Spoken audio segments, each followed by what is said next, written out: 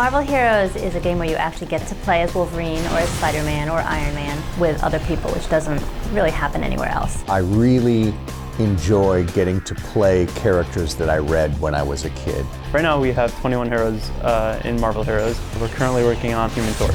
Flame on! Johnny Storm is a very impetuous guy. He got his powers at the same time the rest of the Fantastic Four did when they were in outer space and exposed to those nefarious cosmic rays. He's constantly picking, I guess, on things. Ben Grimm, the Thing, is a very serious personality, and consequently Johnny Storm cannot resist needling him.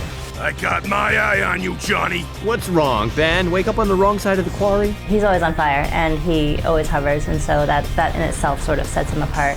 The character artists and the visual effects artists work very closely together with characters like the Human Torch. The character artists produce textures, glow maps and luminance maps and things that indicate where he's glowing or not. And the VFX artist will come in and set socket nodes, at various key points throughout the body, and we'll develop the VFX to be attached to those. For Human Torch, we actually had to do a unique material on him. So the kind of glowy, ember stuff on him was actually done by effects. When people ask, what do you use for reference, I always say, the comics, the comics, the comics. For the majority of Human Torch's costumes, we looked at the comics, gathering all the alternate costumes we could find and using that for direct inspiration.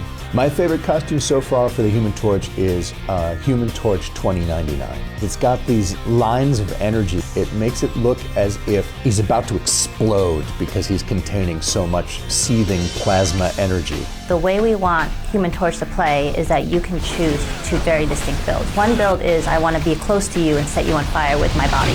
And the other one is I want to stay back and just chuck fireballs at you. Yeah, so for Human Torch, my favorite power is Flaming 4. He actually spirals up very quickly and then shoots down. We have flaming trails as he goes up, and then we have more particles coming out.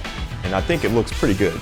So one of Human Torch's powers is that he can also absorb heat as well as create it. We wanted to give him powers that set people on fire and then giving him other powers that remove that fire to give him some benefit or to do more damage.